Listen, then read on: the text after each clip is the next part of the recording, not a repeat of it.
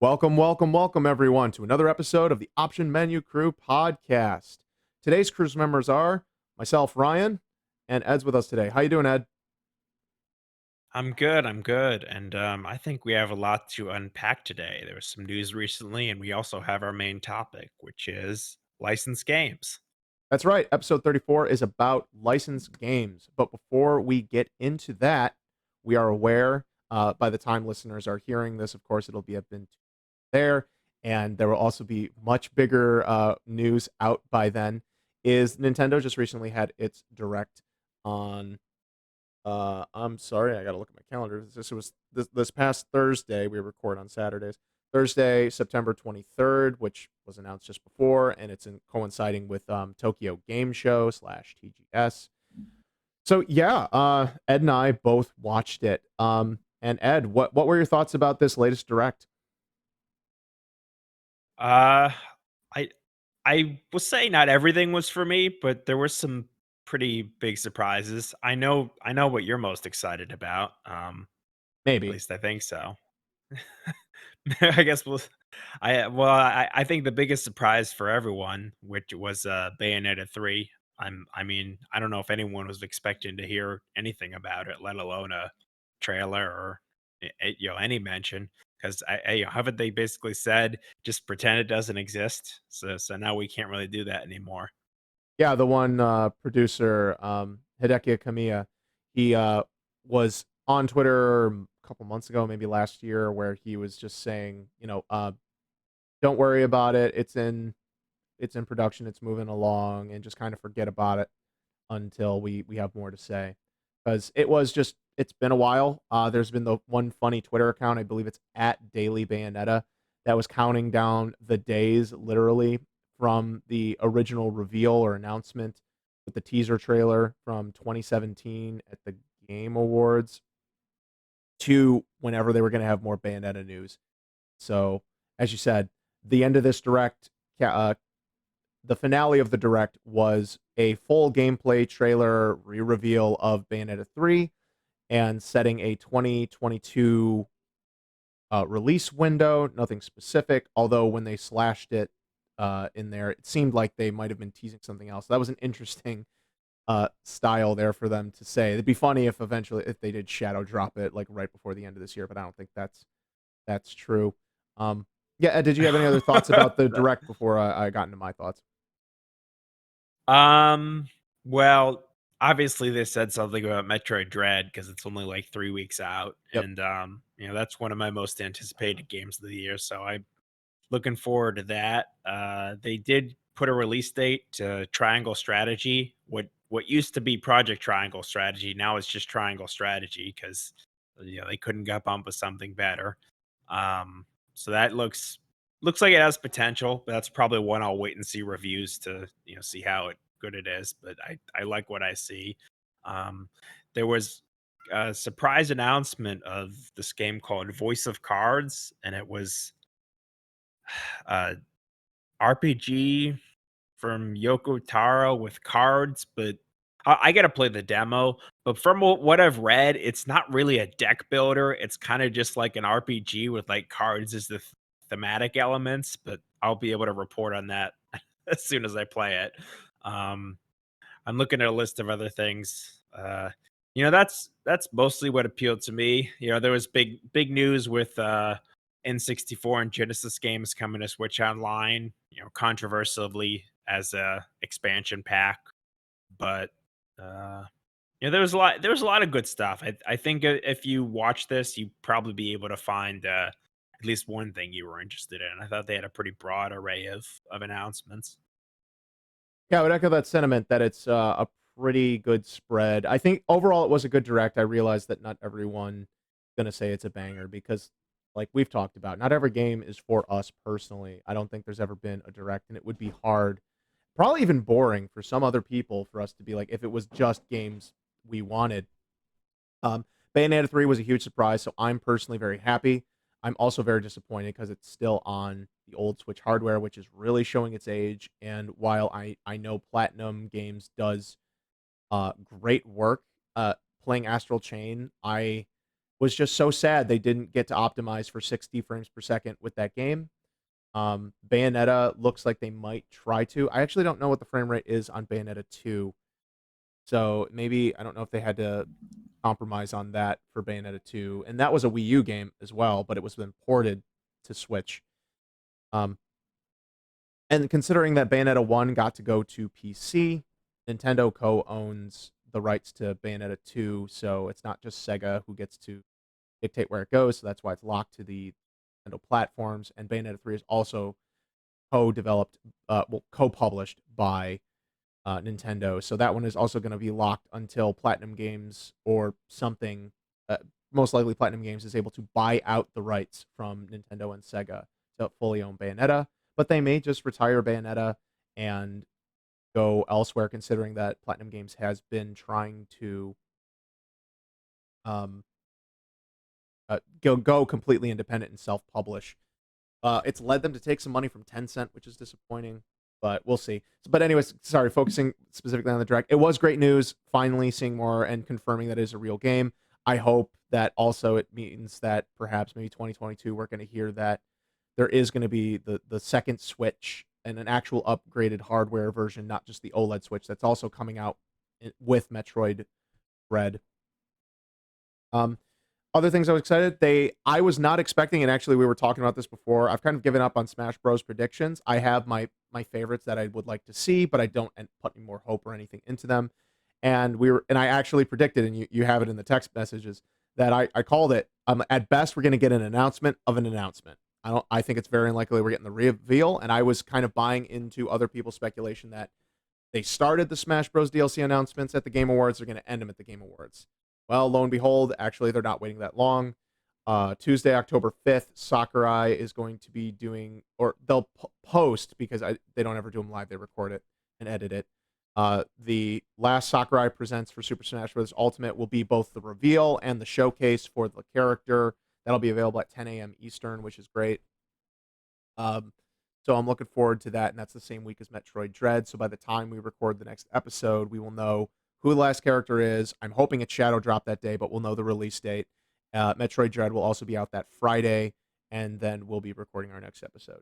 So we'll probably have little reactions there. I don't know if we'll do like a separate react episode to that and kind of review, but I think we'll do an episode. We'll probably get Mike back to talk about, how do we feel about this roster that we've got here, and any final thoughts, and maybe just a little bit of. And we already did like a big Smash Bros. Episode, but to kick off this podcast. But yeah, I think revisiting it for this is a milestone, and we'll see about that.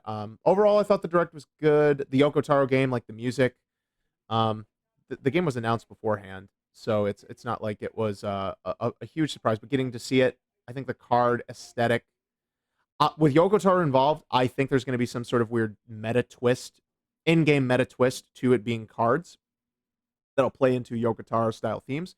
Music's amazing, so even if I don't buy the game, I'm gonna be buying that soundtrack just out of support, because that I forget what the musician's name off the top of my head, but they've done the Nier soundtracks, so there's that. Also, the game is coming to other platforms. It's coming to PC. It's coming to PS4. So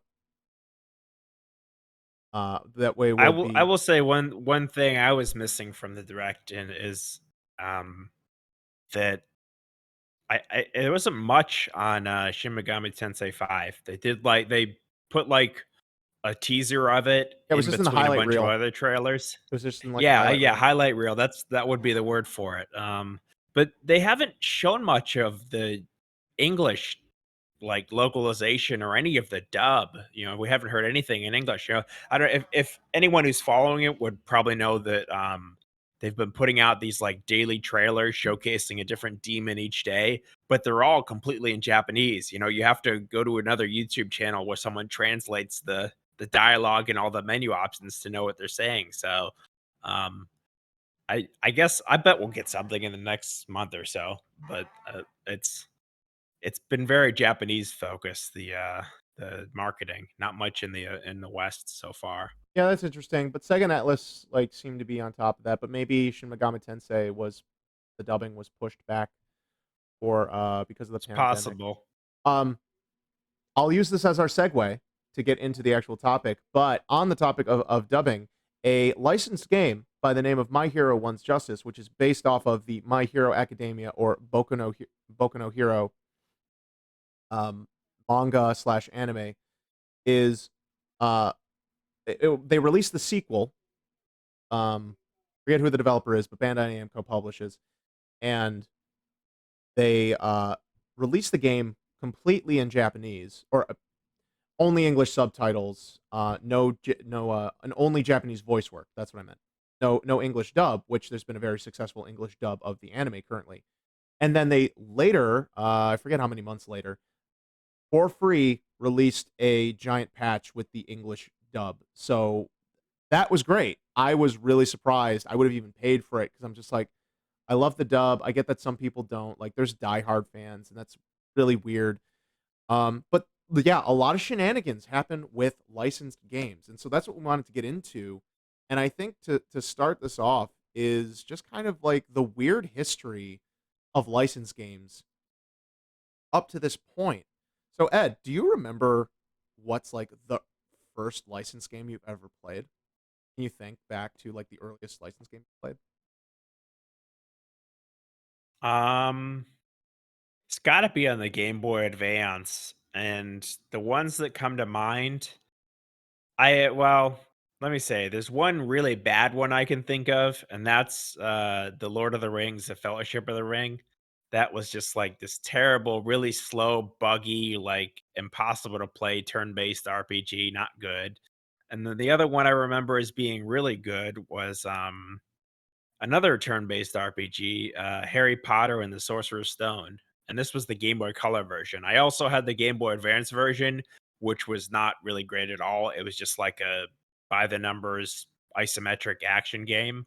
Um, I I mean, I could I my sister and I in particularly, we loved that Game Boy Color game, and I remember I ran across a, thread on Reset Era where one of the developer was saying that, like, the publisher really cared about making the Game Boy Advance one to some standard that they wanted, but they didn't care at all about the Game Boy Color version, so they were like, "Oh, we just went wild putting in all these cool mechanics in it." Like, it must have been really fun to actually, you know and I guess, like, you're kind of alluding to the fact that these days they really do try to make, you know, a good game out of a licensed game and not just something that represents the property, but some of them. Yeah, Yeah, I'm making a face, you see more. listeners, because quality is that's the thing that is really crazy about the whole license game discussion. So I don't remember exactly what the first earliest one is, but I have very fond memories of playing on Super Nintendo, Turtles in Time, Power Rangers, the movie game, and the regular one, Mighty Morphin Power Rangers.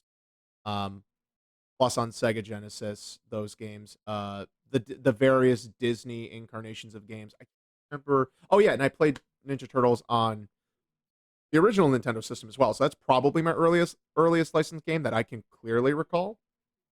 And then yeah, from there on, and we've had the previous episode where me and Paul talked about our love for Teenage Mutant Ninja Turtles and the video games that overlaps.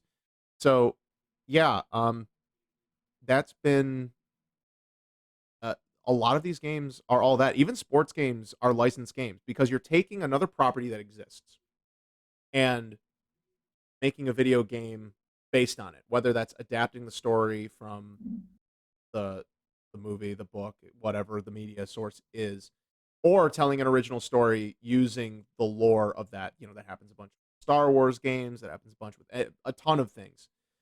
Um, and they've just kind of evolved over the years, but a lot of times they were shovelware, and that's one of the biggest things that's kind of changed. And there's still a fair amount of shovelware for licensed games. Um, so when it was the old consoles, pretty much up until smartphones, mobile game licensed games were like rushed to market. Very rarely were they developed with any kind of care because the whole point is that they're being made to capitalize on the property in its current state while people are paying attention to whatever the media is that original media source of it is. So like for Turtles, if it was the TV show, they're like, we need to get this in. We don't know how many seasons it's going to be. Just get it out in like 6 to 9 months, something like that. Of super tight schedules. And mobile games now allow them to make smaller games that are still highly profitable. And so what happens is they've kind of shifted their focus. At the same time, it wasn't until the 360 and PS3 era, with rare exception. There's always those rare ones where it's like, holy crap, this one's actually good, and that's where that uh, the thoughts go with licensed games, like for the various Disney games, like Ducktales on NES. The Capcom developed Disney games, Ducktales, the Chippendales Rescue Rangers. I forget what the third one is. Like those ones were all considered actually pretty darn good, and they were eventually. Who developed Aladdin and Lion King? Weren't those regarded as being good too?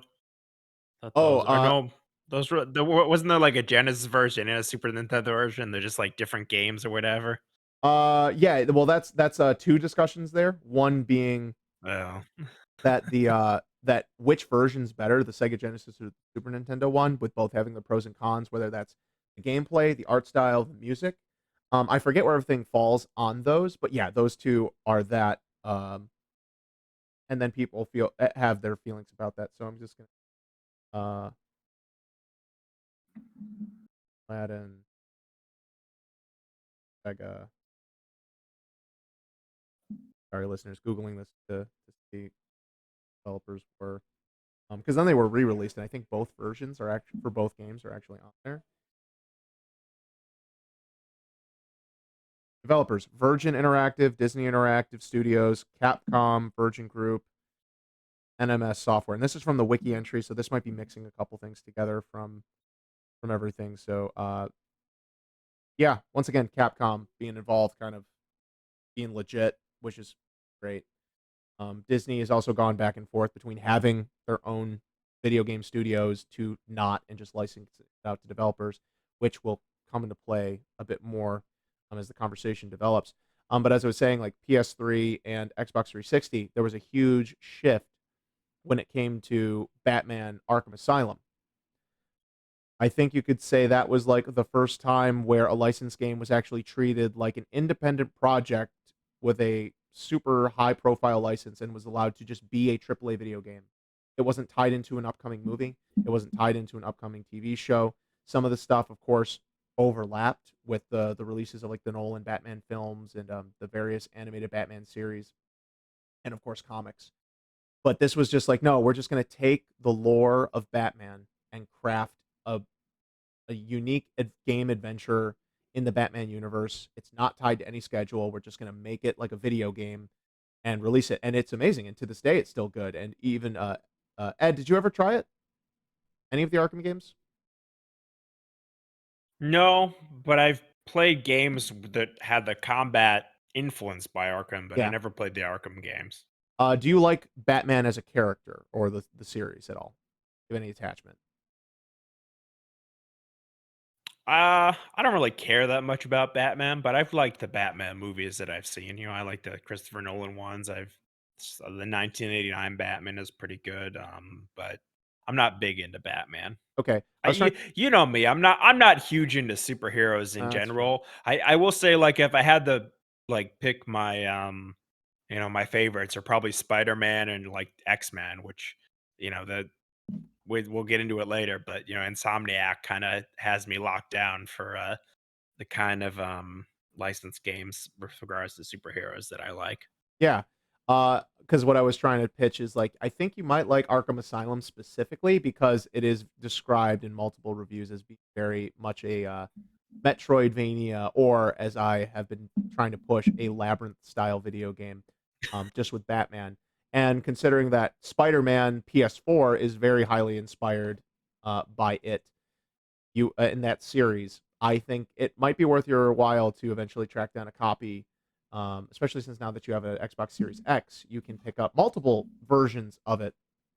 I might even have a 360 copy lying around if you just want to borrow a disc sometime. I think they remastered it for the 8th gen.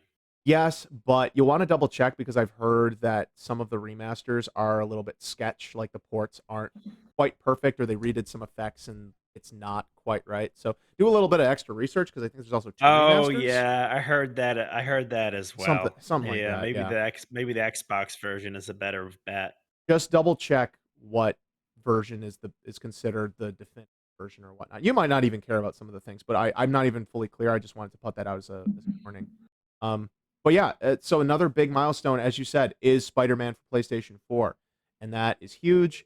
They made they did DLC for it. They did the minor sequel expansion, Miles Morales, and they announced Spider-Man 2 is coming in 2023, which looks like it's going to be amazing. Of course, no pun intended on the Spider-Man stuff, but yeah.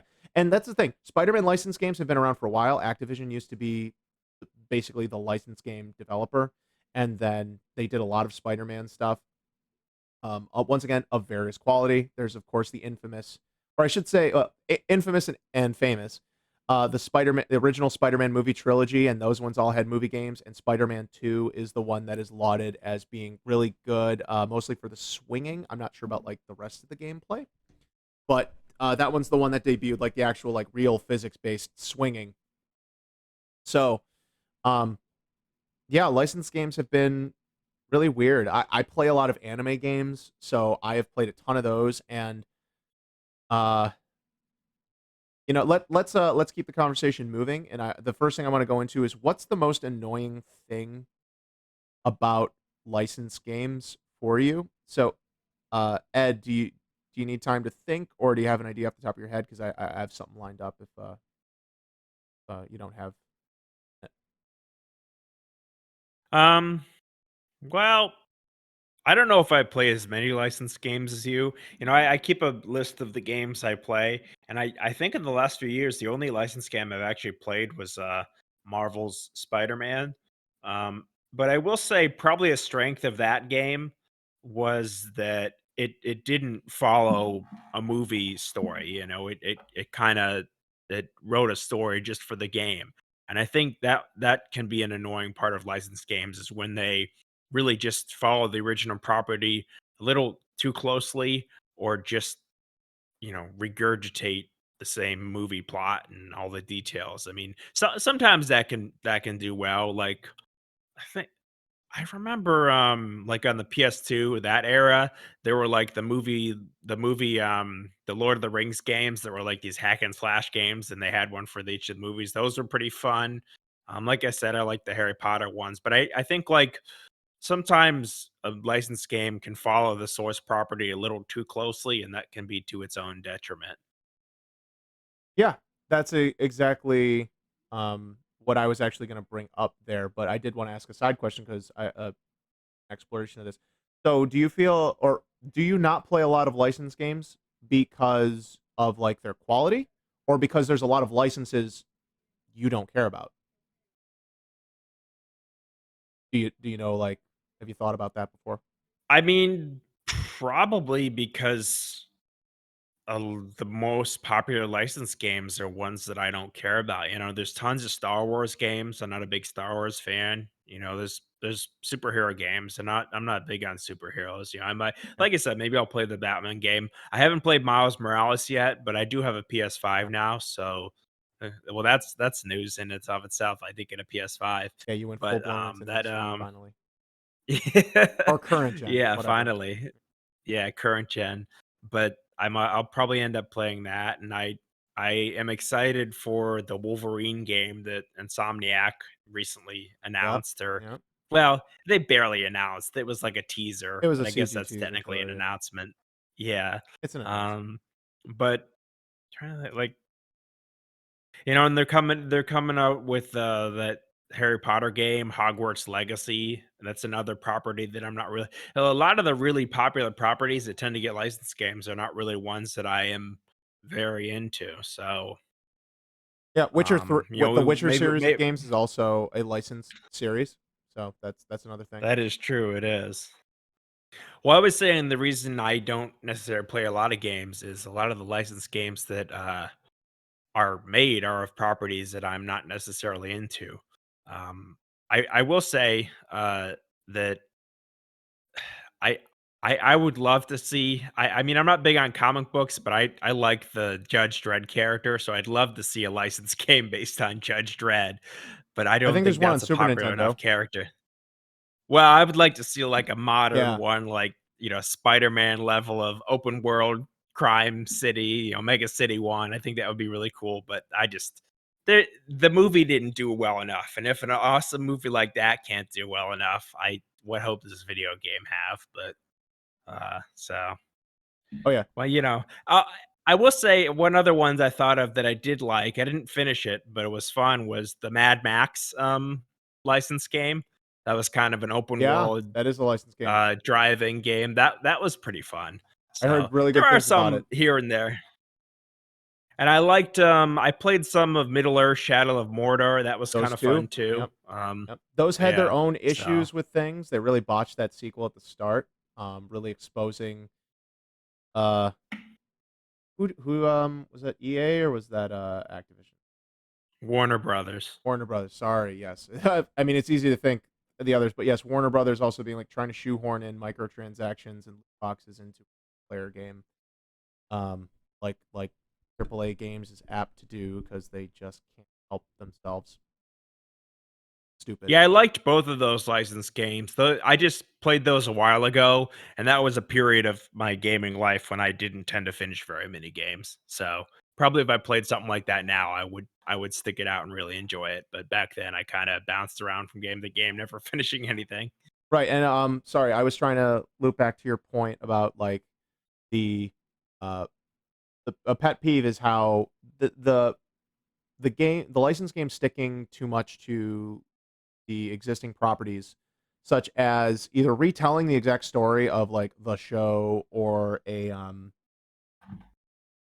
of the show or the movie or whatever, and that feels very, very cheap. I think I tend to enjoy, like, Witcher 3 is based off the books. It tries to use a lot of the book lore, but I believe the games, like, starting with Witcher 1, is they're technically sequels because the novelization series is complete and has its own ending, but then they're like, okay, well, what if, like, we kind of retcon a little bit and then just continue Geralt's adventures? So that's kind of neat that they're then able to do their own fresh take with the lore of the world and play with it from there. That was a great opportunity. Like you said, Spider-Man PlayStation 4 is it's using Spider-Man, it's using things that are familiar and building a story. Same with Arkham. I think those have been the most successful. Uh, and I have to call out, like, Dragon Ball Z games are the most annoying at this point because they all their story modes are just that. Although, and I'll give them, I'm not a big fan of how Xenoverse plays Xenoverse 1 and Xenoverse 2 for Dragon Ball Z, but um, they at least are doing a unique story mode and have found a new way to retell the old stories while putting in wrinkles for new things. Dragon Ball Fighters also did its own story, which was pretty cool inside the universe and really didn't rely on retreading the exact plot beats of old things. It was just like, hey, we're gonna tell a story inside this and reuse it. And I was actually pretty impressed. It wasn't very meaty, but it was at least something different, and I appreciate it. It was almost like its own. It would have been its own movie plot, is how it would have been for Dragon Ball Z, for Dragon Ball Fighters. So, yeah, when they're allowed to be creative, that's great. Another, I want to give a quick shout out to the Marvel Ultimate Alliance games, of course, for uh, also kind of doing like what the comic books do, where they're mixing and matching all the different licenses and heroes, and those have been extremely popular licensed games and multiplayer games, especially Marvel Ultimate Alliance 2. Marvel Ultimate Alliance 3 did come out on Switch exclusively, which is very unfortunate because that game has terrible frame rate. Um, and the gameplay could use a little bit of sharpening, but they did a ton of DLC for it. It was kind of the first foray into Marvel being like, "Hey, we control all these properties, and you can have everyone in video games. You can have X-Men, you can have MCU characters, Captain America, Iron Man, all that stuff. Despite all the Spider-Men, um, and then the Fantastic Four and a bunch of other properties that they're bringing up and bringing back. But it's just kind of locked to one platform that really doesn't do it justice when it comes to performance. So that's been great. And of course, I mean, we keep talking about it, so we'll just get there. Marvel has been doing incredibly good licensing with their properties. as we've said with Spider-Man, now Wolverine. Well, you didn't mention Avengers. I don't know if that one counts as a good licensed game. Oh, good point to bring that up. So, That one was kind of a botched effort, at least in some ways. yeah, I don't know how much the botching is on Marvel's part, so I'm not gonna lay blame at really anyone's feet with that because it's really weird. Also, as I've kind of mentioned before in other topics about like microtransactions and stuff like that. So Avengers launched really kind of weak and buggy, which is really disappointing. The campaign's still actually pretty solid, and they were trying to build up like a new modern Ultimate Alliance style like multiplayer thing where you got to play as the different heroes. I think the characters are well fleshed out in terms of having unique fighting moves and styles. Um, with meat on the bone for that. And then the fact that the game is expanding, like story content and characters are free, and it's just extra cosmetics and things like that that they charge for. And there's like battle passes attached to the characters you can get, so you can earn cosmetic bonuses and things like that. I like that. You're getting the real meat of the content, which is the characters and story, for free in perpetuity for the one price. And they've done a lot of bug fixing. Some stuff they've changed and haven't necessarily fixed, but at this point, I would say it's worthwhile buying the game. The only thing that sucks with the licensing, and I was kind of alluding to this, was with the Nintendo exclusive licensing for Ultimate Alliance 3, was that they're like Avengers is going to have the content locked to, or is going to have Spider-Man as an exclusive character PlayStation. Not 100% clear if it's going to be console exclusive forever to PlayStation or if it's eventually going to come to other platforms, because crossplay would be really good to add for that game. But that's another way that licensing deals can go really bad, is that they're just these platform exclusives. And I would also criticize Marvel for making Spider-Man exclusive to PlayStation. PlayStation may eventually bring that to uh, PC, but I feel like with these properties, that's another thing, is it just is a pain when they're console exclusive, or the best version of it is a console exclusive, to one platform or another. So that's another thing that, like, license deals, I feel like they completely have control over this. Where if someone comes to them with an idea and says, "Hey, we want to do this and we want to do this for an exclusive," it is also in Marvel's uh, best interest to go like, "Well, we'd make more money if you actually someone who was willing to produce this for all the games went there, or if you made it part of the deal that we could have hire someone else to port it to the other platforms." So that's where some modern and older licensing deals can go wrong, and we have to deal with those kind of issues. Um, so Yeah, it was that's another funny, thing. that Sony's MLB The Show this year ended Yeah. up on Game Pass. Mhm. It used to be a formerly exclusive Sony sports game, and Yep. now if you have Game Pass, you can play it for free. MLB made them do it. Yep. Oh, and then there's that. So we don't really play many sports games, but at least from what we're aware of, those licensing deals can also, well, professional sports is a whole other can of worms because they're licensed because they have to work with real people and the likenesses of real people in those organizations. So it's not the same as just doing like fictional characters and things like that.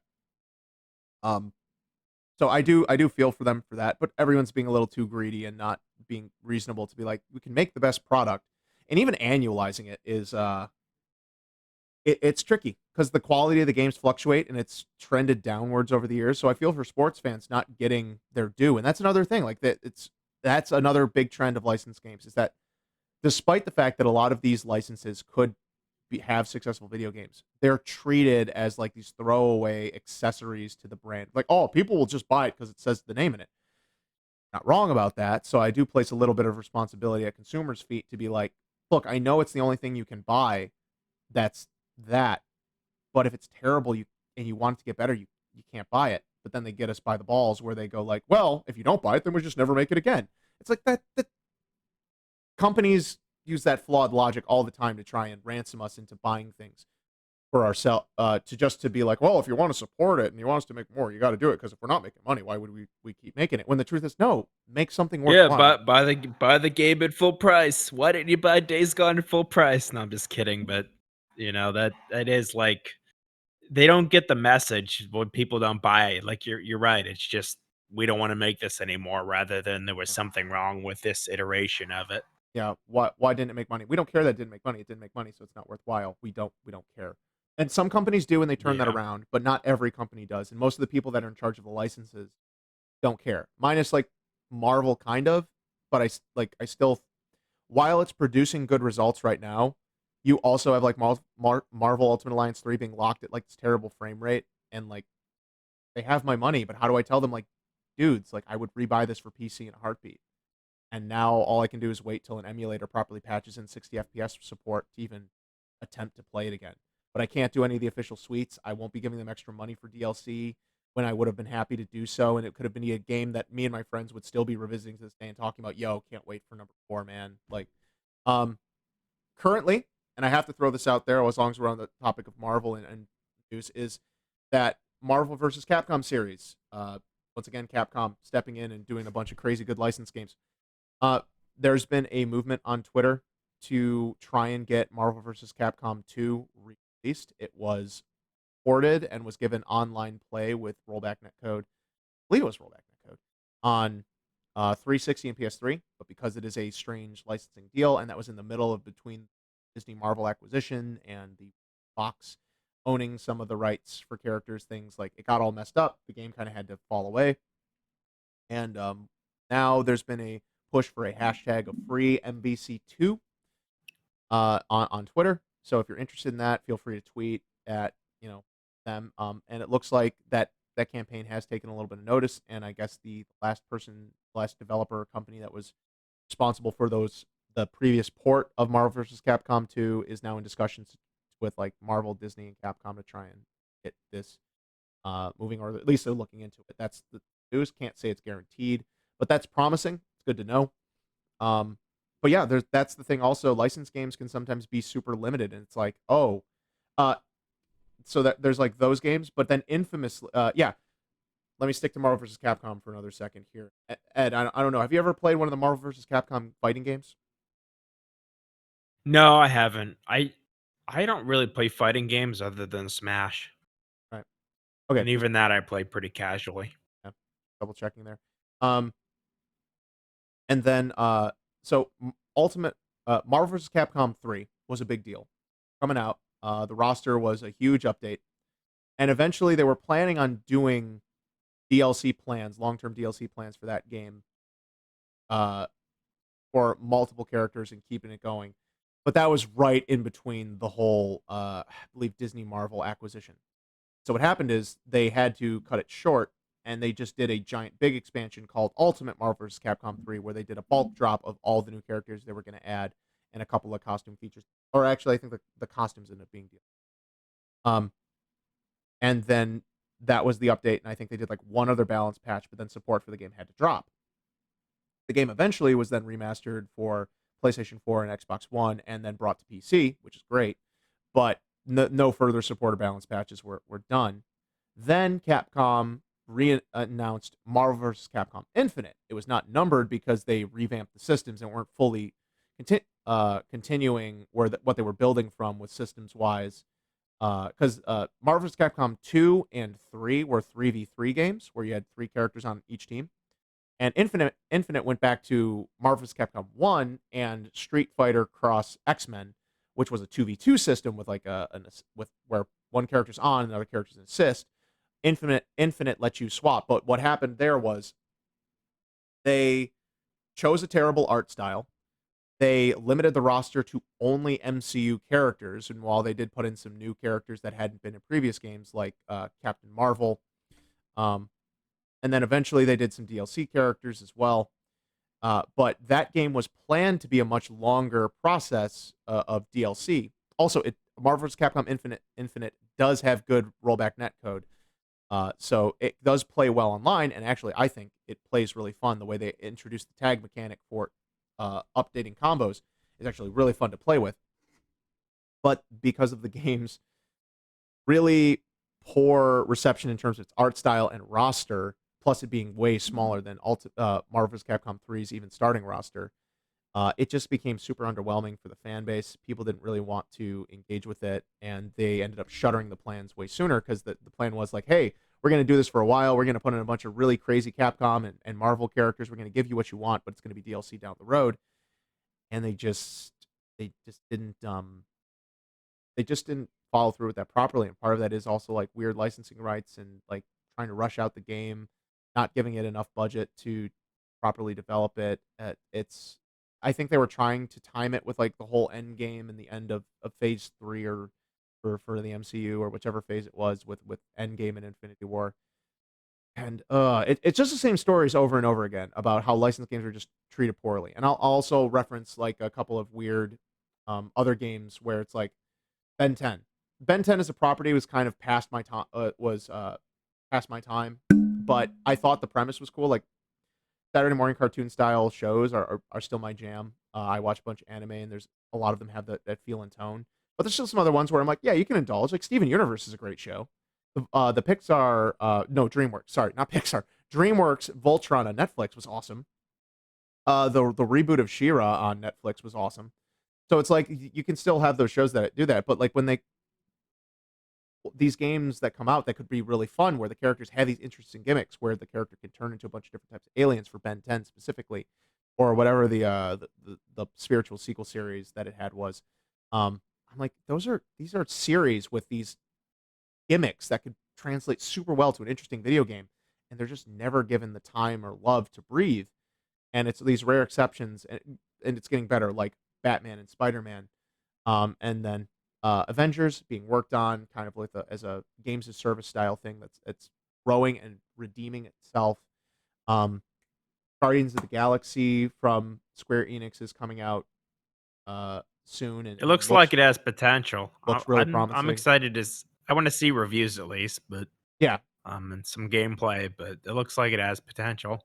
yeah. And I'm forgetting a whole bunch of other licensed games, but that's not because There's this Nickelodeon All-Star Brawl, the oh yeah. Smash platform fight, but Oh, that's another one where the licensing kinda ruins it because they couldn't get any of the voices of the characters, so you just have, like, SpongeBob and Ren and Snippy, they're just silent, they're smacking each other, but they're not saying anything, so it's like it kinda stinks that you mentioned that with regards to sports games that, since they're real people, they really need to make sure they've got everyone in on the licensing deal, and that's kind of the same situation here, where if they really wanted to get the voices in, they'd have to go back to each of the actors and work out licensing deals with them, and they didn't think it was worth it in this case. right. And I just wanted to clarify because we're not able to really attribute the true reasons for why they quote unquote can't get the voice actors. We don't know if how willing the voice actors would be in to be on it. We don't know if Nickelodeon had a mandate of like, you know what, we don't want the voice actors to be a part of this game or something like that because we shift actors. We don't know if it's politics or just funding. It could just I think the developer had stated that the budget they were given, it was just not in the cards. right. So And I don't at least that's what they said, but I I can't I can't see they even if the voice actors didn't want to like record new lines, I'd be surprised if they wouldn't just give their permission for, you give them the right amount of money, they say, "Sure, use my lines from the show." So it sounds like logically it just was a money issue, which oh, absolutely, and um that's what I wanted to say is that most likely it's a money issue, and that is on Nickelodeon more so because they would be for that project and funding it. I actually that's the thing I'm not really sure about is with the license deals where the money comes from. I imagine some money comes from like um the licensees, but you know what? I'm probably talking out of my butt with this a little bit there is whether or not where some of the money comes from in these licensing deals. But either way, it's really disappointing when we don't see these games get better budgets, considering the high budget, the high success, the ones who were given budget, like Spider-Man and Batman, and the work that goes into like Avengers to get these games to be successful. Now that doesn't mean they can't be fixed. So you brought up Nickelodeon, which is great, and the developers behind that have a lot of passion, so that game's going to play well. It doesn't have any voice acting. It also doesn't have any of the licensed music, although the developers did say in their recent FAQ that you're talking about is that the music that they do have in the game is all new and heavily inspired by the classic tracks you have. So there's going to be homages, of course, in there, legally distinct, yada yada. But another burgeoning success story of a licensing game and a fighting game again, and fighting games are very close to my heart, listeners will know. Power Rangers Battle for the Grid. That game started out with no voice acting. Is that a recent game? Is that a recent game? It's 2 years old now. Okay, yeah, I don't know anything about Power Rangers games, so I Yep. just wanted to get the context for it. Yep. It's a Marvel vs. Capcom style tag fighter, 3v3. And they started out with, I think, like 4, like 12 to 15 characters. It wasn't a huge roster. They started out really small. It was all it seems like it was recycling all the assets from the mobile game that had just come out and like slightly cleaning them up.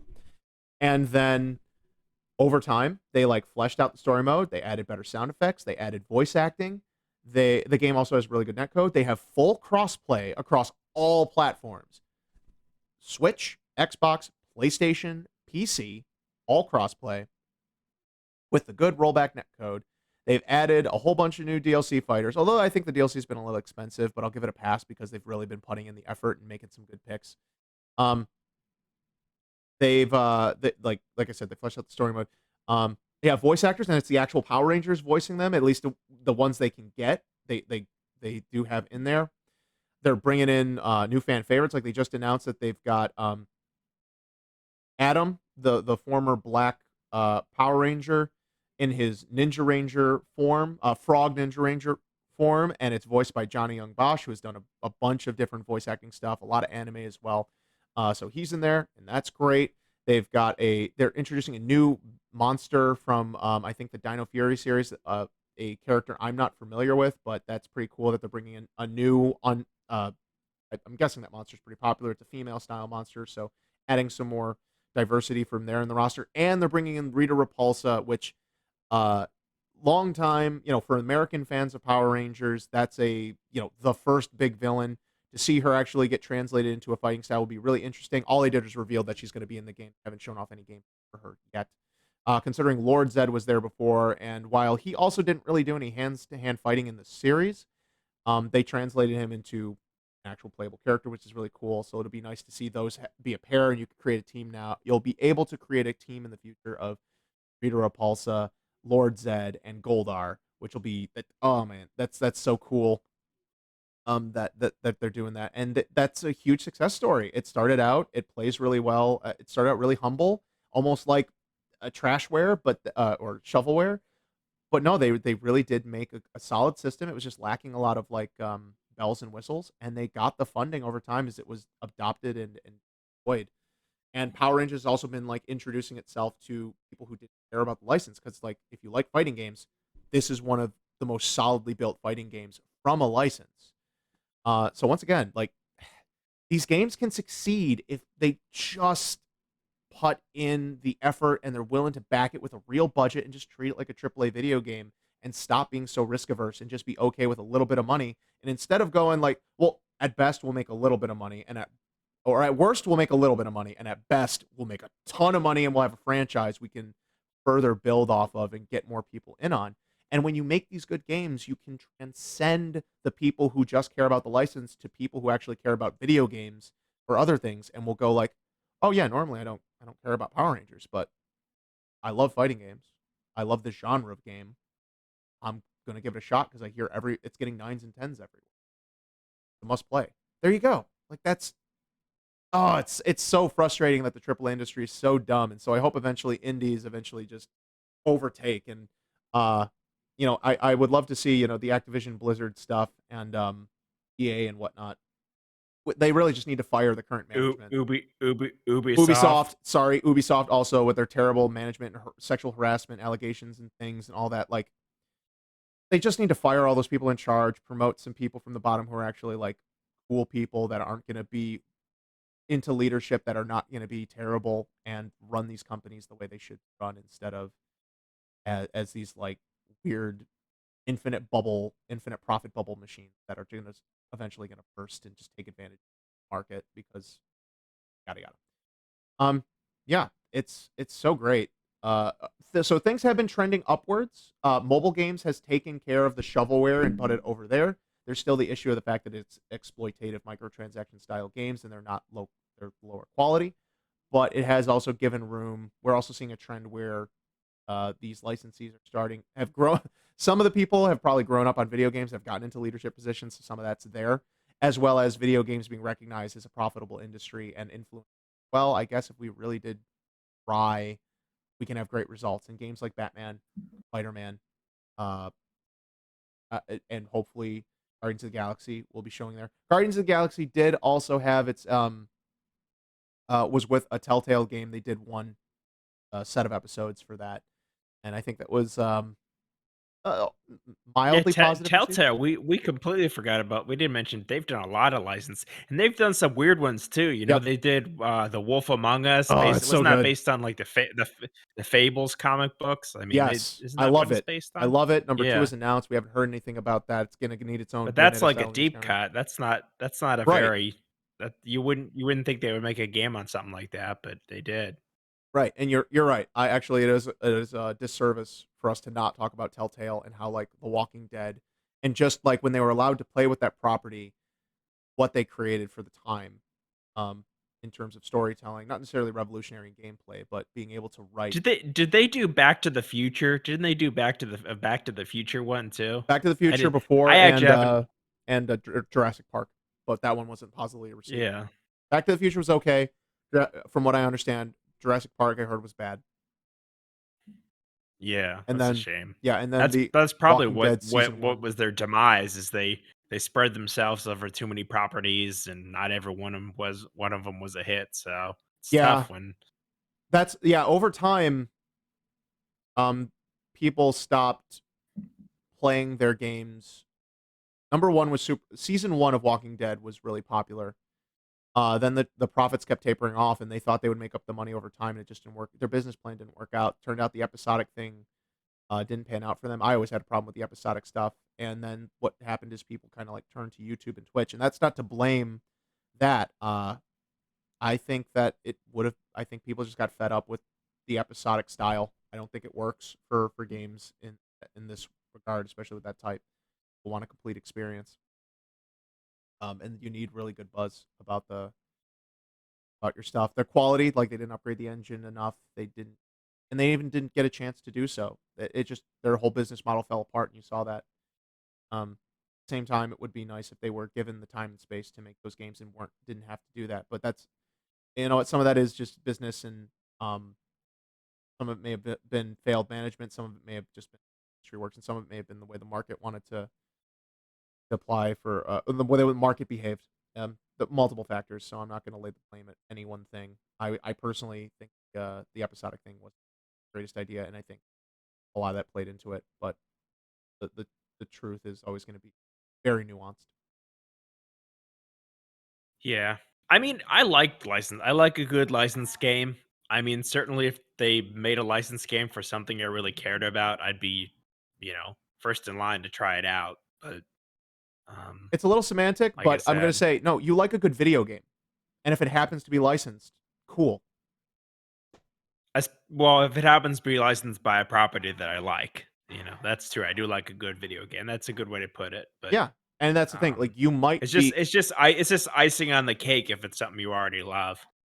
yeah, and you haven't been playing a lot of licensed games, but you're not beyond like, hey, actually, this game was really good. If if I came to you and said, trying to think of a license, I'll just say any anime license, and said, yo, this is a really good tactical RPG based on this anime. Think you should try it. You'd probably give it a try. You'd probably look at it at least and be like, oh yeah, I like that Yeah, genre of game. depends on the anime. Yeah. But I will say, like, I don't generally find myself drawn to a licensed game unless it's something I already like. Like, even if it's a good game. I remember Mike, he was trying to push Jedi Fallen Order on me, and it's like, "Oh, yeah, it's a good game. You're gonna like it." It I'm is a like, really good game. "Yeah, but it's Star Wars, and I'm not wild about Star Wars." Like, it would be, something that maybe I'd like the game, but I wouldn't get as much enjoyment out of it as something I was, like, actually interested in. What would your But maybe I'm wrong. I tell me don't your know. reaction to this idea? Fire Emblem style game, but Star Wars themed. Tell me what that. Tell Um, me what you think of that. hmm. What's that concept do to you? Eh, I guess it depends on the mechanics, but That's what, no, like um, think Fire Emblem Three Houses, but instead of Fire Emblem medieval characters, it's Star Wars like what is it, like fantasy. A Jedi Academy or something? I I don't have enough reference to really say that, but just think like you've got Jedi's, you got bounty hunters, all that. Like mix and match the character classes into that. It's sci-fi. It's on a planet. It's wars. You're fighting the Empire. Yada yada yada. It probably You wouldn't build be on my you radar, build your relationships. You'd honestly. completely dismiss it just because it was Star Wars, even if it played exactly like one of your favorite series. I mean, it doesn't hold appeal to me, honestly, but and I'd probably just Interesting. wait for the next Fire Emblem. Interesting. Yeah, I can get it. Like it's a I'm sci-fi aesthetic. Well, no, you like sci-fi. yeah, but I like sci-fi. You I don't just like don't Star Wars love sci-fi? the I don't like Star Wars that much, no. No, no, you don't I like don't know, Star I Wars don't know. sci-fi, or is it literally like just your predisposition to what you think Star Wars is? I haven't watched much Star Wars in years, so, it just doesn't I'm not interested in it. I don't know why, Interesting. but it doesn't appeal to me. Um, yeah, but maybe even not for you personally, but it could happen for other people as well, where they could be drawn to something because the genre is what they like, and then that game just happens to be skinned over that license. It's like they could be turned on to it, and they might even become a fan of that property.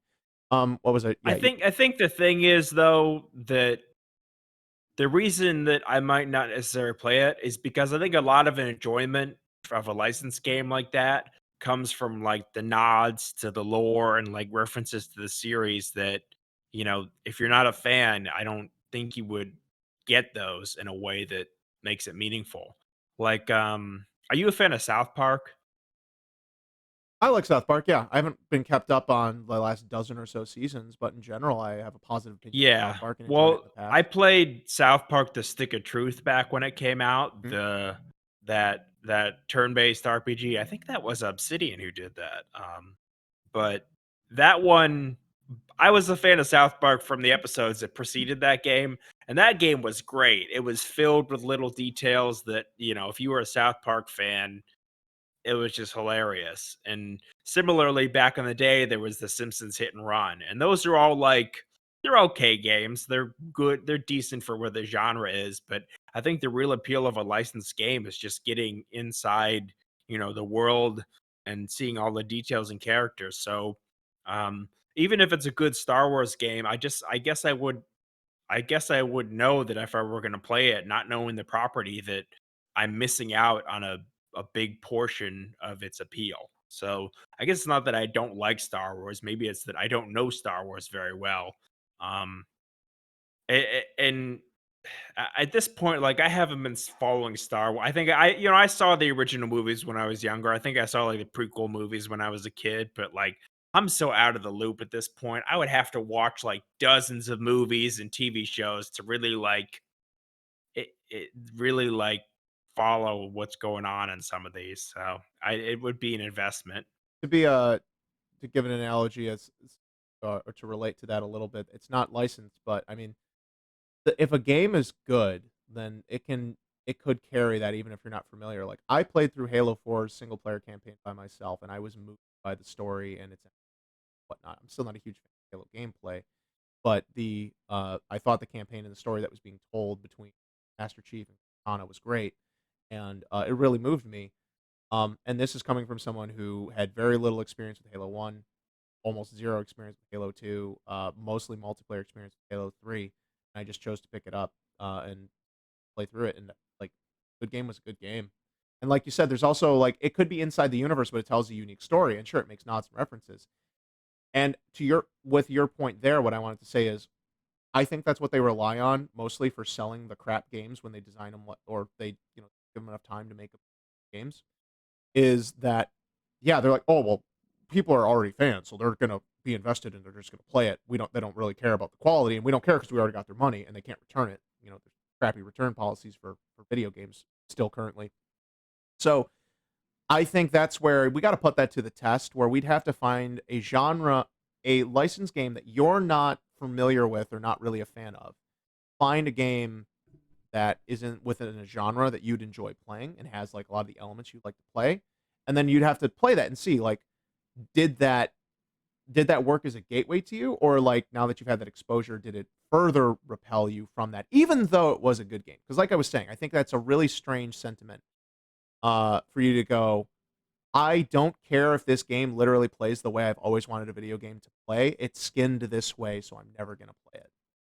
And I think that's a very strange sentiment. And not that I haven't had a certain sentiment that way, but, trying to think, what's a license uh, I'm repulsed by that's not, like, totally offensive, like, actually, like, in general offensive. Um, darn it, I can't even think. What are the kids into these days? Hitting myself. Um, shoot, trying to think. Um, can you rattle off some stuff? Like, what's a Bratz. If there was a character action Bratz game, I don't know if I would totally never play it just because it was Bratz theme. If someone said, "Yo, this is a 10 out of 10 Devil May Cry game. It's just using the Bratz license, the Bratz dolls." I'd be like, "Are you for real?" And they're like, "Dude, legit." I'd at least rent it on GameFly and try it. Like, I'd at least be like, "All Isn't right." isn't that isn't there like a My Little Pony like off-brand fighting game, Them's Fighting Yes. Herds? Them's fighting herds. But people, have you played that? I haven't played it because and that's the I thing, people hear say it's it's good. good, and it Yeah. has good net So code I think and and I'm not repulsed by it. It just doesn't do anything for me. I'm like, "Okay, it's a decent fighting game. I don't wanna play as horses." But good on them that they made that. That's cool. And this quick story of that, they wanted to make a My Little Pony themed game. My Little Pony licensed, wanted to do it. And so they just went, "Okay, well, we're gonna keep our art style and just do original characters and still stick with our plan." There you go. So that's also cool. yeah, that's what I meant by off-brand. I knew it wasn't officially licensed. Yeah. Um, so that would be so yeah, I think and I guess I can't really rent them's fighting herds, so that's another thing where I could if there was a way I could try it to at least be like, okay, is there anything am I really drawn in? How fun is it? I guess I would give it a try, but there isn't really a way for me to like rent or demo it. Or maybe there is. Maybe there is a demo and I could give it a shot. So, but there's an example. I'm not totally repulsed, but it's more like apathy. So, um, yeah, that's I guess that's how I feel about Star Wars in general. I don't hate it. I just don't really have any interest in it, and it's not so. yeah, Um, yeah. And you can also maybe if it were a really good tournament, but I mean, there's a lot of good. There's enough like turn-based strategy games coming out what are to there? kinda Yeah. there's enough I would say there's enough to, like, satisfy my appetite for them, because that's not all I like to play, you know, there's the Oh, yeah, of course. so, I'm just saying that you had a yeah. really positive experience with that, so that's why I was making and I could easily see Yeah, a Star yeah. Wars game made like that, like the character-driven storylines and interacting with all these different cast members, building your crew, having permadeath, and, having and wars, like, it's a war, Star Wars, so it seems like a Mhm. no-brainer, honestly, now that we're talking about it. Holy crap, I'm surprised it's not your, one of your dream license games. So let's move the conversation forward there, and let's talk about you wanted to get into like some of our like what would be our dream license games. So I'm going to preface this by saying I already talked about Ninja Turtles on the previous one, so I'm not going to talk about Ninja Turtles now. I have a couple different ideas. So go ahead, Ed, tell me what and the listeners what would be your dream license game? So I think I mentioned it earlier in the episode, but I would like to see a Judge Dredd kind of open world game where you're playing as, maybe you're not even playing as Judge Dredd. Maybe you're playing like as an original judge, like an original character. And, Dredd is maybe another character, but you're not playing as him specifically. And you're going around handling crimes in the world. Maybe there's a storyline about how there's some corruption in the force, and you're trying to uncover that, or and there's a lot they could do with regards to missions, like in terms of I think there's a lot they could do in terms of mission variety and kind of organic gameplay where things show up as you're exploring the city. And of course, they have motorcycles, so it would be cool to ride a really cool motorcycle. The weapons are cool. They have all these like switching. Um, there's the I would like to see that. I'm not. I've read some of the comics. I've watched the movies, so I'm not like 100% the most versed in the series, but I think that could be a really cool property.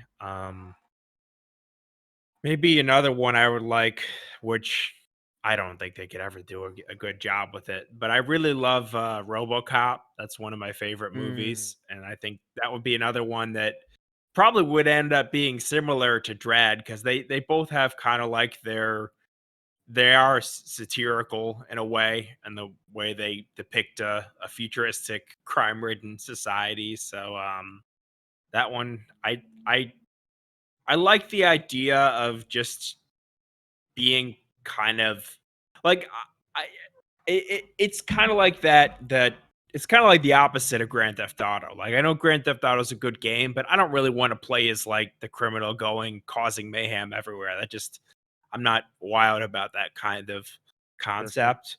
Like when I play Red Dead Redemption, I'm not going like tying up people and leaving people on train tracks. That's just not how I play those games. Like I kind of like the redemption side of those games, and that maybe there's hope that you're not the worst people in the world even though you kind of are. uh, so I like the idea of kind of being on the side of law, uh, but I like the whole futuristic kind of not it's not a happy society, but you're like you're trying to do something about that. There's the idea that you could clean up the city, even though that's probably not possible. Actually, that's a perfect world setting for a video game, and we already have a bunch of games that are like that. That's not a knock. I think RoboCop and even Dread, those are yeah, that's what I was talking about before. There are properties that are perfectly set up to be like long running video game series and may even work better as video game series. You know what? They made that Mad Max video game, so I honestly believe, and considering like Grand Theft Auto That is still Mad like super Max game popular. was okay. It was a solid like 7 out of 10, but it was pretty good for a licensed game. The gameplay, it wasn't fantastic, but I'd say like 7 out of 10 game. Like maybe like one of the best 7 out of 10 games you could think of, if that makes sense. Oh yeah, no, totally. And also, I think Mad Max they overreached a little bit. They made it like an open world game. I think that game would have been much better off as like a Last of Us slash Uncharted style, like more structured stage level style game, rather than doing the open world and then using like the car driving stuff as like set pieces and for combat and whatnot. Um, I get it, but like the wasteland of Mad Max is just a really weird place to try and base the wasteland of Australia, I believe it is canonically Australia. Um, Yeah. is just it's so barren and uninteresting, but it'd be neat if there was like that's one of those things where instead of doing it like just like recounting one of the tales, which I don't think the Mad Max game recounted any tales of the actual thing. It was more like inside No. the lore.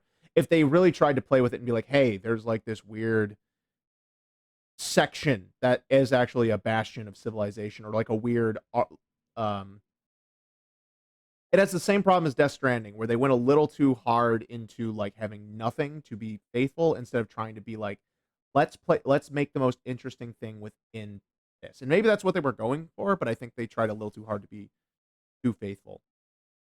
But yeah, I you know what? I would say hold out hope because a lot of stuff's coming back. Apparently that new Aliens game that just came out is actually Uh, well, it's the Aliens game. I forget what the subtitle is. That it's basically a Left 4 Dead, but in the Alien verse, Alien slash Aliens. Well, Um, they are doing a new RoboCop movie, or at least it's supposedly in development. I think it's supposed to be another like reboot. canonically a sequel. I think it's supposed to be another sequel to the original movie. Kind of like how, they did the new Halloween movie that was retcon the whole series, so it was just a sequel to the first Halloween movie, which I liked Mm, that. So, maybe they could do something good with this new RoboCop, but yeah. I didn't like the new Terminator very much, so I don't have high hopes. Like honestly, nothing really holds a candle to the original RoboCop. I think it's hard to really Yeah. like that director Paul Verhoeven. I like Total Recall. I like Starship Troopers. Like his influence on those movies is probably what made it good. So I don't know if a new director is going to make it as good. So I guess that's why I feel like there's more hope for a better Judge Dredd game than a RoboCop game, because there has been like a more recent good vision of Dredd. I mean but They can always do new um designs for the video game, update stuff. They can take yeah. liberties. There's hope. There's hope. I think there's always hope, especially It with could ha- new it games. it could happen. It could happen. So that's cool. Yeah. I'd try it. So I've already talked about my licensed games. What about you? What would you like to see? Oh, I, oh I man. wonder, is it an anime property or something else, or do you just have a long list of titles? Because I felt like my list was pretty short. It's like, give me RoboCop or Judge Dredd and a futuristic crime-ridden society, and I'm happy. But you And know, I yeah. Now that you said that, I had completely forgotten that I did the episode, um, anime video game episode with Lawrence as well. And so I've talked a bit about that.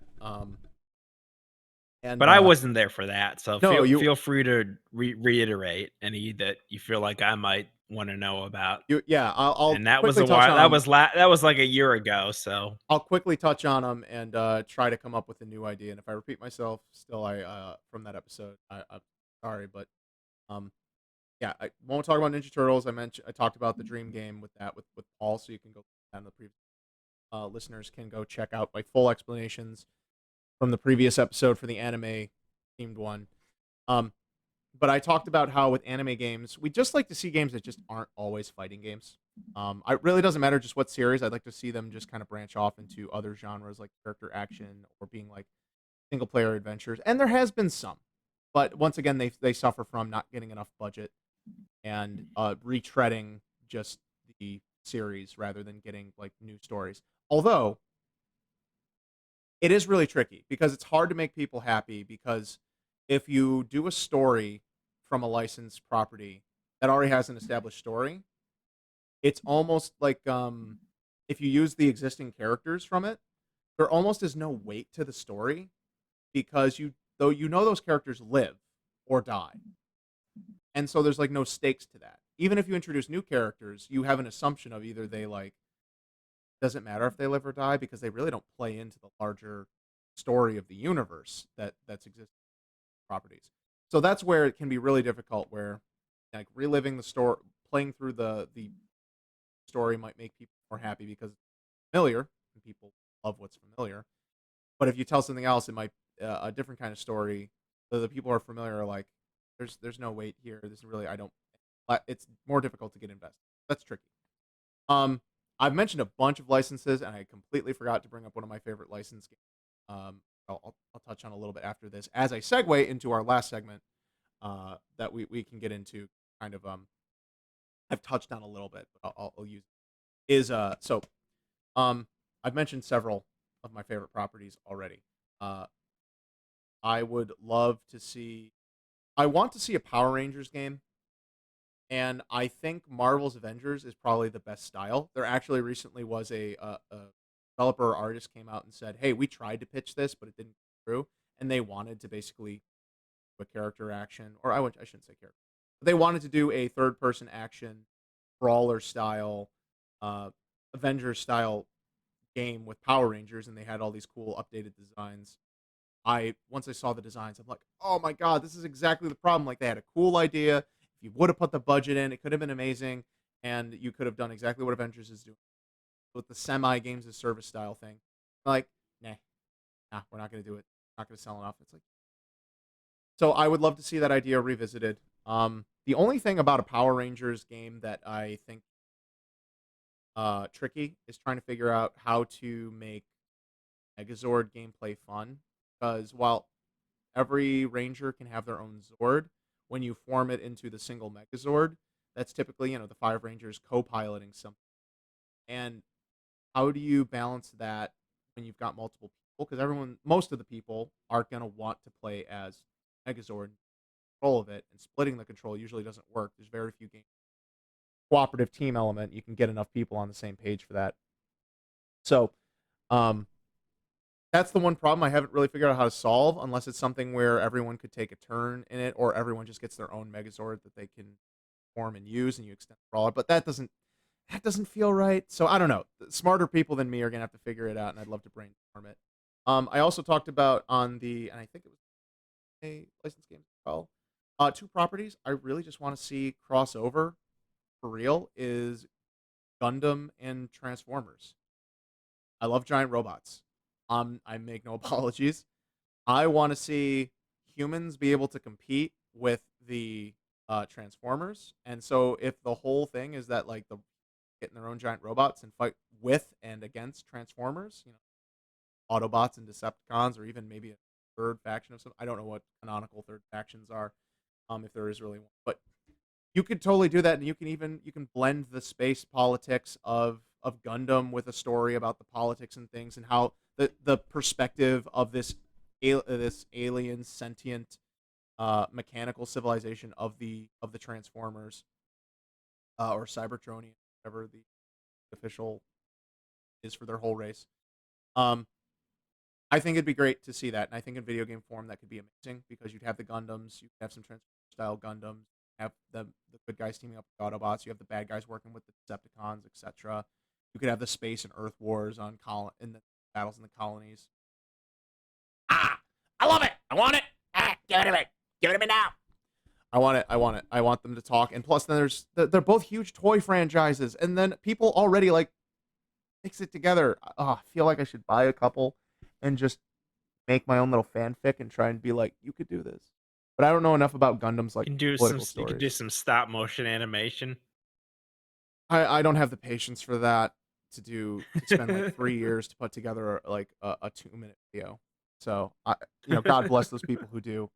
But I just admit I totally, but I couldn't. But it would be really cool, and that's definitely a dream property. I think if I've what's another besides those absolute favorites. I mean, like Witcher 3 was pretty cool, and I got into Witcher because um really surprised I'm not more into Harry Potter. I think I've expressed before that it's just weird that Harry Potter just kind of hit me, kind of entered my life in a weird space where I wasn't quite as receptive to as I should have been, despite all my taste and it really lining up in a lot of ways. I have no good explanation for anyone on that. Of course, though, unfortunately, the controversy with the author of Harry Potter, it makes it really difficult to try and support that. Um, uh, what's another license I think is underserved in my fandom, or for my personal. I know as soon as we hang up, I'm gonna lose my mind and be like, "Oh, that's the one I was gonna talk about." That's exactly what's gonna happen, and be like, "Oh crap, I forgot. Like I had that idea in the back of my head for forever." So, I'm just gonna leave it there as disappointing and just segue into into what I wanted to do, which is let's talk about crossovers, and not just as like full games, but with like DLC and like the minor character crossovers and things like that. And to talk about that is my favorite, Kingdom Hearts, Disney cross Final Fantasy. Over the years, Square Enix has consciously reduced the amount of Final Fantasy by, instead of using actual Final Fantasy characters, they've just been they're like, well, we grew the Kingdom Hearts exclusive roster who are Final Fantasy styled characters to fill that in. And then fans went, no, you like, how did you not get this? That we want to see those, like the whole point is we want these characters interacting. And recently more information has slowly come out over times that like Disney has said like the way they've had things before is they really don't want the heroes of other Disney worlds meeting other Disney characters, at least not within the Kingdom Hearts games. Very strange. With the rare exceptions of like Donald and Goofy, they're allowed to mix and mingle. The villains were allowed to mix and mingle with each other, and slightly from other some of the other Disney worlds. I don't know if Maleficent's actually really talked to any of the heroes from any other worlds. I think she's only interacted with the Kingdom Hearts characters minus Donald, Goofy, Mickey. Um, But yeah, that's What's pretty cool. what's the big like bad mouse? What's that guy's name? He's kind of like Oh, the he's not a mouse. Pete? oh Pete. Yeah, what is he? Yeah, Pete. He's I don't like know what Goofy. he He's like is, a but dog. He's a dog type oh character. He's an yeah, but anthropomorphic he's dog he's type. kind of like yeah, but he talks with Maleficent, Right, but he's doesn't also he? in kind of like that he's in that what you call it? The pantheon of the generic Disney characters, that Mickey Mouse crew. Oh He's not yeah, like yeah, Aladdin. He's not Hercules. He's not Elsa. He is Pete from the Mickey crew. yeah. It's So true. I think he counts as an exception. Um, but yeah, but that's a good point. But like Hades and have Hades from Hercules and Maleficent have had multiple conversations. Uh, Oogie Boogie and Captain Hook, and like they were all in the same room together talking to each other or trading banter. Like it but I don't know if like Maleficent actually got to talk to like Hercules, even though she was in uh the one world. I'd have to go back and check some of the lore. And I think some of the stuff has gotten a little. I don't know enough about the mobile game and how the Disney characters interacted there, if the hard separation was there. But but yeah. So what do you think, Ed, about like when crossover properties, property crossovers happen? Um, and we were talking about like Fortnite. Fortnite isn't a licensed game, but it has a lot of licensed crossover bonus content, cameos. So what do you think about that? Where it's like, okay, this is an established game, not necessarily about a license, but then we're bringing in things from other things that might be related, or kind of like Gears of War 5 has Dave Batista in there, although he's kind of a standalone actor who's just wanted to be a part of a Gears of War movie production. But then there's also the Terminator. I don't think it was actually Arnold Schwarzenegger, but the Terminator robot is like a playable character. Sarah Connor is in it though. So yeah, so there's that. What do you think of those kind of crossovers?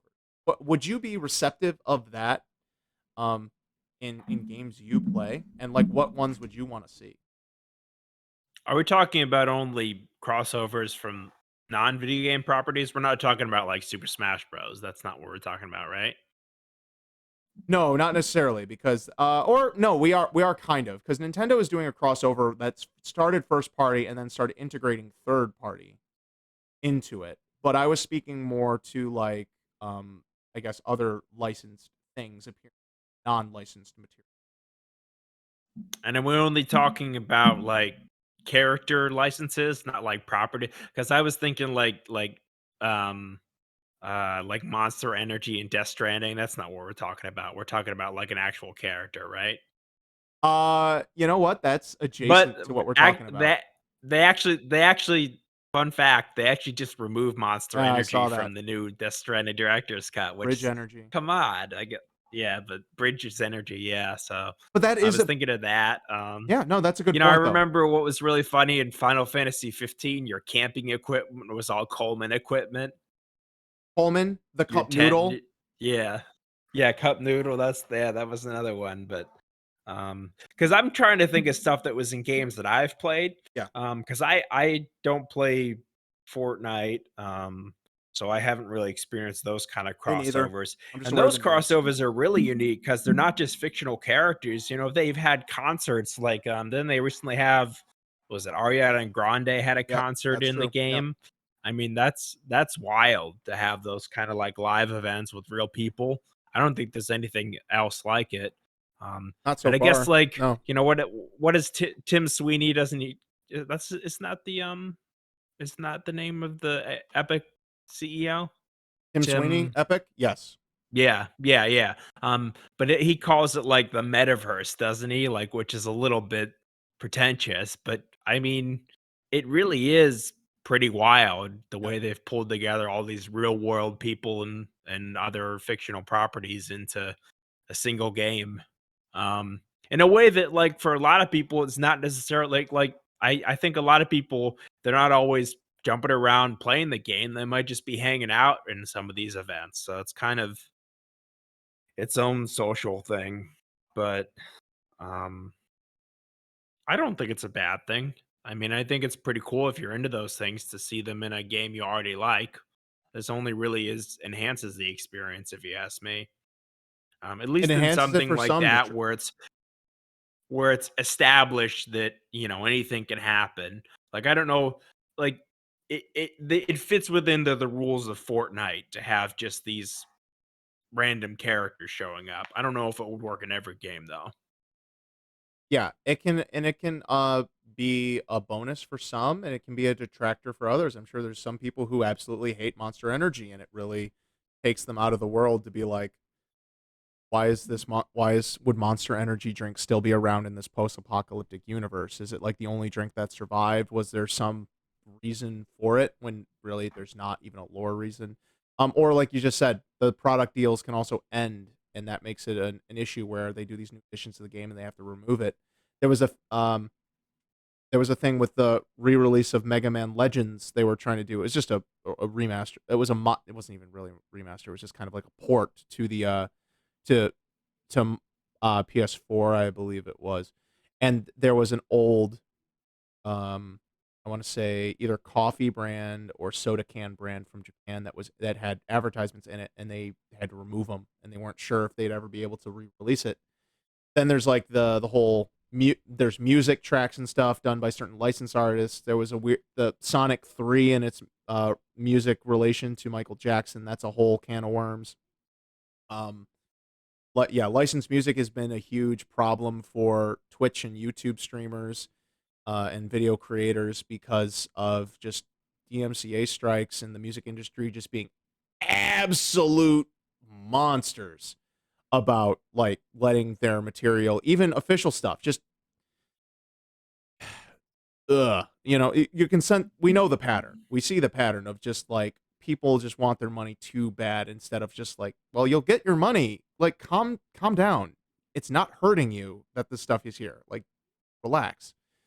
Um, so I've been back and Well, you forth. also have, I mean, talk about products like and licensing limiting, they like Forza Motorsport 7 is leaving Game Pass just because there's no new Forza Motorsport to take its place. It's leaving Game Pass. It's not even going to be bought anymore because the licenses for those vehicles are expiring. Yeah. So, Also, Forza's had a problem where they really can't. like anything that's licensed from the real world or another property, it's tough. It has all these restrictions, and it's usually not in perpetuity through every manifestation of that property. So Yeah, and Forza has also got the issue with the licensees being like, you can't show our cars beaten up, so you can't do like deformation tech, and it's just like, why? It's a video game. Who cares? People are just gonna like, you can't show our cars wrecked. It doesn't look good. It's like, what are you? Come on, it's a video game. Cars get wrecked, accidents happen, and nobody's getting hurt in the video flight games. flight sim has that rule too. Like I think they're adding uh air racing to Microsoft Flight Simulator, Yeah. and I guess there's no collisions. You just end up flying through people. Like, there's no collisions in the air. Now, mechanically, that has also its pros and cons in terms of just letting whether or not the vehicles have collisions. So that's a little bit different, but like cars like Yeah. banging into walls.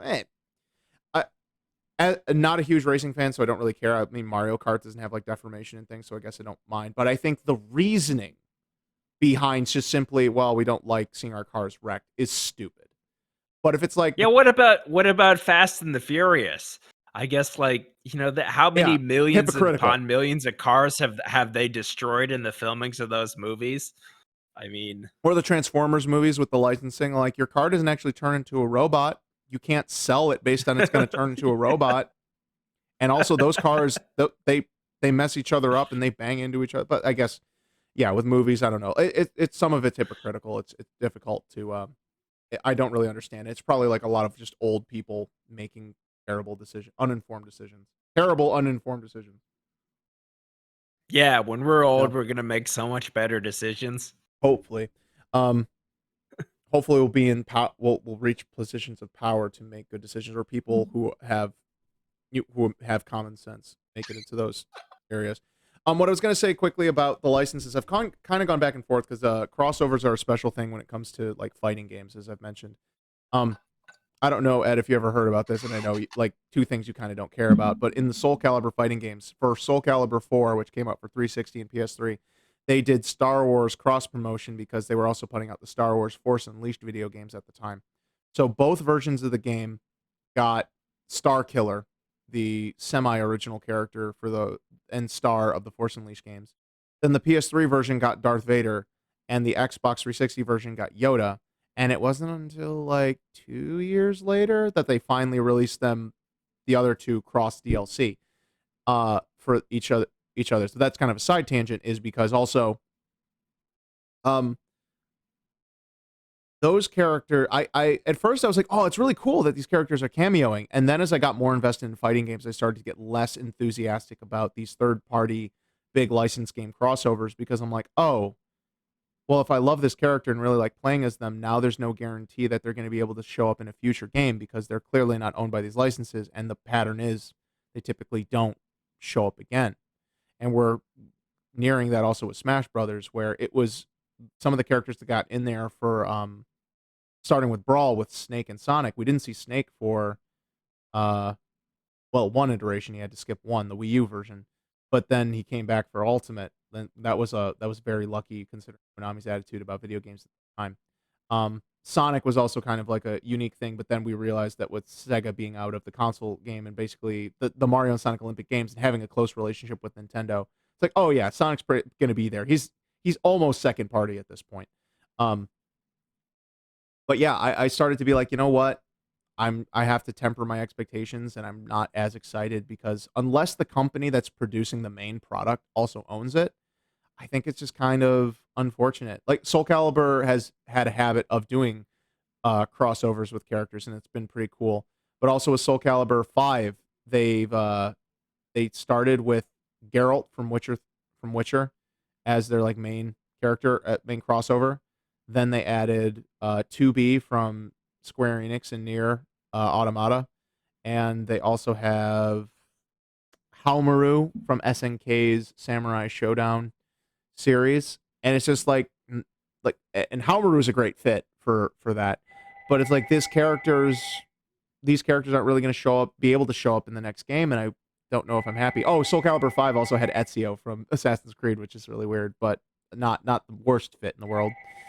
Um, and then also infamously on the other side, Bandai Namco is very fond of doing these crossovers.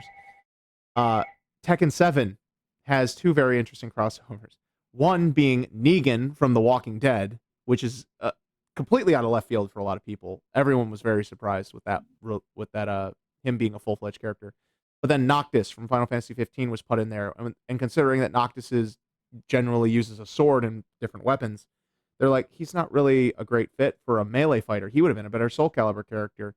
And I second that. They made him work, like he clearly works, but it's such a weird aesthetic. Like you wouldn't have picked him for that, but they made it work anyways. There's also these weird choices that happen. So I've kind of tempered my expectations, and I'm not as I don't get as worked up about the cameos in different games. Because they tend just not to stick around for future iterations where I would have really enjoyed them. So it depends on the game too. Like with fighting games, since you directly control the characters, that's a huge deal. But uh for other titles, like games that would be more story and single player focused, maybe that wouldn't be that's not such a big deal to me for cameos and things like that. It's just a thing. So yeah, I think it has to do a lot with how playable a character is and if it can really affect the story that someone can't return or whatnot. So I've tempered my expectations over time when it comes to licenses. And getting to kind of the wrap up point is that's the whole thing. Like with licensed games, you have to temper your expectations. Things are because the people involved with this usually don't have that much respect for video games. The industry is very profit driven and very risk adverse, so they're not taking too many liberties. We're seeing a few more selectively. We're having decent results, but there's always a caveat that's leading to something that's making one fan base frustrated over another. Um, so it'd be nice if hopefully in the future it keeps trending in that way where the licenses start getting more respect, start being treated as actual inspiration for, high budget things and not needing to be tied to stuff and giving room to breathe and grow and be their own products and start those franchises. Um, that's kind of where I think this examinations the license game is right now, and it'll be fun to see and talk about what comes out in the future. And of course, we'll highlight like specific ones or any sort of stuff. But licensed games aren't going away. They take many different forms. A lot of things you probably don't realize are licensed games. Um, and it's a fascinating subset of the video game industry. Ed, yeah, any closing thoughts for you or questions? Um, I hope that publishers will see that, a good licensed game does sell. Marvel Spider-Man was a huge seller. I guess maybe that's just an anomaly, but we'll see how well the new Guardians of the Galaxy game sells. I mean, I think that you make a good game and it's based on a well-loved property and like I said, it is a good game. They do sell. So, um hopefully publishers take that into mind when they are making choices of what games to fund. Yeah. I was trying to think of any other licensed games that were good that I wanted to give a shout out to. Alien Isolation was one I wanted to shout out. We said Star Wars Jedi Fallen Order. That's a good one. Yeah, that was another There's one a that part 2 was coming. successful and good. Yeah. The Battlefront series has been fun. The new editions of Battlefront 1 and 2, while the microtransaction stuff was terrible for 2, that did get fixed. The game's pretty good, but they sell this arbitrary thing where it's like, "Well, we're only gonna let you mix characters from similar sagas." And I'm like, "Dude, just it's a video game. Just open it up and Yeah. let Darth Vader fight someone else, and let's do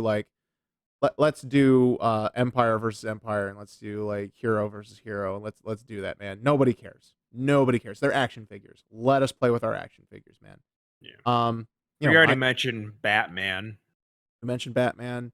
Um, oh yeah, there's the upcoming Batman Gotham Knights game that got delayed. There's gonna be the Suicide Squad game that's coming out. So There's that's an pretty cool. Indiana Jones game coming. Oh, and Indiana Jones game coming. Isn't that from Bethesda? I think. I don't have enough Like, information on that I one. think I know there's an Indiana Jones game coming, and I think it's coming from Bethesda, but I Shout could be wrong. shout outs to Injustice 1 and Injustice 2 from NetherRealm Studios for that being the DC thing, and maybe the rumors of the Marvel versus DC fighting game are going to be true. That'll be pretty dope. Hopefully, Marvel vs. Capcom 2 gets another port to modern consoles and also to PC, and a little bit of touched up rollback netcode just so the online plays great with crossplay. Um, the crossovers that Mortal Kombat has done, starting with Mortal Kombat 9, where they put Freddy Krueger in there, and then Mortal Kombat 10 and Mortal Kombat 11 with all the WB crossover movie properties and stuff like that. Shout out to Friday the 13th video game that's pretty solid. It's a bit jank. Congrats to the Dead by Daylight team for all of the licensed horror and characters they get in that series. Um, trying to think. Oh yeah, touching on the Kingdom Hearts. I forget the games, but we've talked about how some of the Disney keeps making mobile games that are like Kingdom Hearts but not Kingdom Hearts, where they mesh together all the Disney characters, and they're like fighting together to fight some like Dark Force, but it's not Kingdom Hearts, and it's just like, all right, well, whatever. So, there's that. Yeah, shout outs to Marvel for kind of kicking things off, but please start making multi-platform deals for your games. Your fans are everywhere. That's really not fair, and you'll make way more money by being on every platform. So come on, this is the one time where the numbers actually make sense for you to do the right thing. um, yeah. Just imagine how much more successful Spider-Man would have been if it would have been on Xbox and PC day one. It'd be crazy. Spider-Man, Wolverine, and now Hmm. Knights of the Old Republic is exclusive to PS5. Yeah, that might be just a launch console though for like a year or something like that. They're not being very explicit about what it is. They No, they're want you not. to think it's only PS5, but you're Uh, right, it might eventually come to Xbox, but they're not being honest about it. yeah, well, the old port, like they're just porting the old game to Switch, so it looks like they probably have plans for some of that Mhm. for Star Wars to go to other places and whatnot. And Switch has gotten a few of the ports as well, so we'll see. PC though has had a bunch of versions of the stuff, so hopefully they'll continue to do it, and they might just be remaking a bunch of things as well, and that's okay too. Trying to think if there's any other licensed properties I want to shut out that were like good licensed games. I mean, there's a ton of anime games, but those are really hit or miss. So, like I said, I think I gave them enough due when we talked about anime games on a dedicated episode. So there's that. Yeah. So apologies if we didn't mention one of your favorite licensed games that's really good. Oh yeah, the Ninja. Lastly, I have to just because the new game's coming out. The Teenage Mutant Ninja Turtles Shredder's Revenge is coming out soon. It's going to be that sprite-based 2D brawler, 4 players. That looks really cool. Me and Paul are super excited for that. We can't wait to play it. We're both going to buy copies and whatnot. So, Scott Pilgrim. I'm going to shout out Scott Pilgrim, the video game. That is a super awesome game that's also like in that retro style that just looks really good and manages to capture the comics. And yeah, yeah, that's super good. Ubisoft sucks, but otherwise that's fantastic there. Tom Clancy, I guess. Oh, All the Rainbow games are I'll licensed, I say guess. that I'll add another one to my list of dream license games, and I'm gonna say it already exists, but I'd like to see like a modern remake or remaster of the Simpsons Hit and Run. I would buy that like in a second. So, but that'll probably never happen. But it would be cool. Oh, that might have been a fan game. It was, I guess, the source code got leaked or something, and people were like porting Yeah. it to PC. So like it's not official, but it could happen. Oh yeah, But probably not. and shout out to Nickelodeon All Star Brawl, which is coming out on the same day the last Smash characters being announced and shown off and possibly released. So that'll be Ooh. that's fun there. That's really amusing. We'll see how that goes. Yeah, of Do course. you think Nintendo did that on purpose? You think the Nintendo did that on purpose? That would be pretty mean. You know what? Considering I don't believe it, but it's a fun theory and it's not unreasonable. I'll leave it at that because I feel like the It would be timing, pretty lousy of them. and I don't think they really care. I think it's more I think it's just very coincidental that it happened. I think Nintendo had its plans way further out. They certainly weren't going to delay it unless they needed to. And honestly, considering I just didn't, I thought they were going to give it more time and whatnot. I thought they needed more time considering how vague they were being about the release of the last one or whatnot. But yeah, I think that's just a fun coincidence. Although it is actually, you know what makes it really funny is not just that because Nickelodeon could also change their plans for when to release that game if they really wanted to. But it's one DLC character. The game's already been out, so it's whatever. I'm still buying that game day one as well on PC because it will have rollback netcode. What And the Nickelodeon one? yeah, I'm buying it day one because rollback netcode and all that stuff. And it looks fun. Does I it like have Smash Bros. Games. crossplay? Does it have crossplay between? Well, I I'll well what We'll have to look it up. this is just we'll talk about this online, but I'm definitely interested in it as well. Yeah, It looks fun. I think it's not crossplay at launch. We'll have to double check though, Mhm. because Switch is not going to have rollback netcode because apparently the Switch isn't powerful enough to run rollback netcode for that game, which sucks. Then don't release a Switch version. I don't care. Don't release a Switch version. Don't port games down to Switch if they can't be like good. Stop it. I don't care. It's not impressive that you can run it on a potato. It's not. Stop it. Yeah, and then what else was I going to shout out? Oh no, I was going to say, I think it's more interesting. It's not crossplay, which means Darn. you like your PC platform. I have my console platform, but come on, people. I mean, yeah, like if we were going to buy it for anything, like there's no reason to buy it on Switch because it would be the bad net code, which all of it. No, Because Mike would probably no. play it with us. But I guess we'd have to settle for the PS4 version because that'd be the only one we all own the console for. Maybe Xbox, but no, PS4. Xbox maybe. Because I own a PS5. I don't have an Xbox. I have a PC. Oh Game yeah, Pass, yeah, yeah. yeah, yeah, It would have to yeah. be the PS4 Okay. version for us to all play. Yeah, Oh, well. and then Mike would have to get PS Plus, which he doesn't have. So Oh boy. Oh yeah. So we can't I even play online with know. him anyways. So yeah. So yeah, I'm gonna Yeah. get it on PC. We'll figure it out. Hopefully it'll get crossplay later. Yeah. It deserves it. And considering what happened with Power Rangers, I think there's hope.